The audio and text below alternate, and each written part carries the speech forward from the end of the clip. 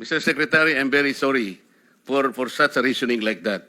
Alam mo, nakikinig I'm very ang sorry, sir. buong bansa. Also, sir, I'm very sorry too if you do not agree with me. But I respect your opinion, sir, and we will carry out our job as we deem fit, as we see. Mr. Chair, I said that the I am country not needs. expressing an opinion here. I am articulating the provision of law. You do not change the provision of law, Mr. Secretary.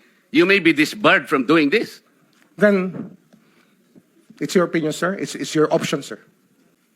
Sinabi ko na nga hindi ko opinion dito. I am articulating Then it's your option, the sir. It provision of is law. what you wish to happen. That you may proceed Ikaw ang with what you nagbibigay wish. ng opinion, nilalagay mo yung restitution to test the goodwill of a possible applicant. It is not in the law.